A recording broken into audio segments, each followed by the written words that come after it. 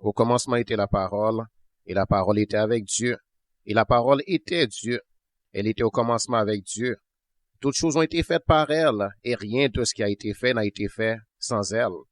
En elle était la vie, et la vie était la lumière des hommes. La lumière luit dans les ténèbres, et les ténèbres ne l'ont point reçue. Il y eut un homme envoyé de Dieu, son nom était Jean. Il vint pour servir de témoin, pour rendre témoignage à la lumière, afin que tous croient par lui. Il n'était pas la lumière, mais il parut pour rendre témoignage à la lumière. Cette lumière était la véritable lumière qui, en venant dans le monde, éclaire tout homme.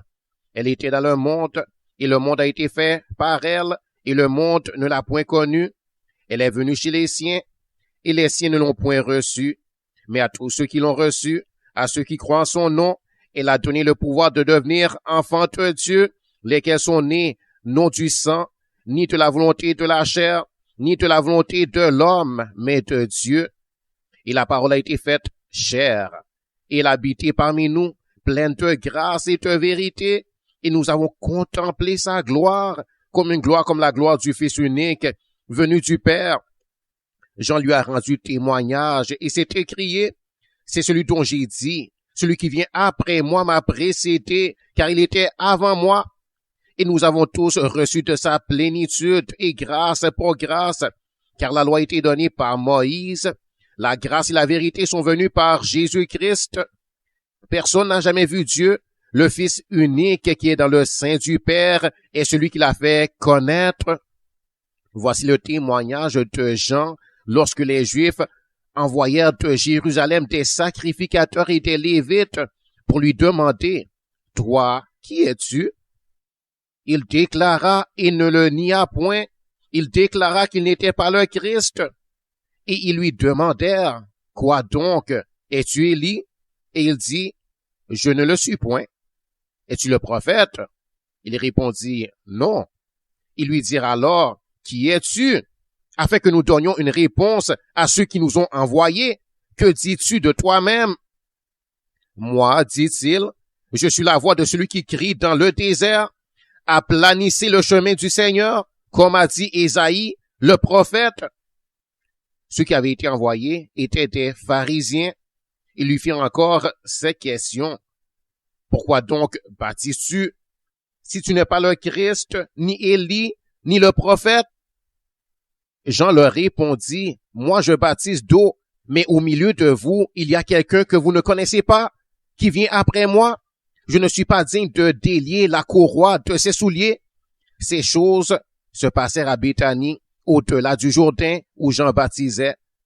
Le lendemain, il vit Jésus venant à lui, et il dit, voici l'agneau de Dieu qui ôte le péché du monde. C'est celui dont j'ai dit, après moi, il vient un homme qui m'a précédé, car il était avant moi. Je ne le connaissais pas, mais c'est afin qu'il fût manifesté à Israël que je suis venu baptiser d'eau. Jean rendit ce témoignage. J'ai vu l'Esprit descendre du ciel comme une colombe et s'arrêter sur lui. Je ne le connaissais pas, mais celui qui m'a envoyé baptiser d'eau, celui-là m'a dit, celui sur qui tu verras l'Esprit descendre et s'arrêter, c'est celui qui baptise du Saint-Esprit. Et j'ai vu, et j'ai rendu témoignage qu'il est le Fils de Dieu. Le lendemain, Jean était encore là avec 2 de ses disciples, et ayant regardé Jésus qui passait, il dit, voilà l'agneau de Dieu. Les 2 disciples l'entendirent prononcer ces paroles et ils suivirent Jésus. Jésus se retourna et voyant qu'ils le suivaient, il leur dit, que cherchez-vous? Ils lui répondirent, Rabbi, ce qui signifie maître, où demeures-tu? Venez, leur dit-il, et voyez. Ils allèrent et ils virent où il demeurait. Et ils restèrent auprès de lui ce jour-là. C'était environ la 10e heure. André, frère de Simon-Pierre, était l'un des 2 qui avaient entendu les paroles de Jean et qui avait suivi Jésus. Ce fut lui qui rencontra le premier son frère Simon et lui dit, « Nous avons trouvé le Messie », ce qui signifie Christ. Et il le conduisit vers Jésus. Jésus l'ayant regardé dit, « Tu es Simon, fils de Jonas, tu seras appelé Céphas, ce qui signifie Pierre. Le lendemain, Jésus voulut se rendre en Galilée et il rencontra Philippe. Il lui dit, « Suis-moi. » Philippe était de Bethsaïda, de la ville d'André et de Pierre.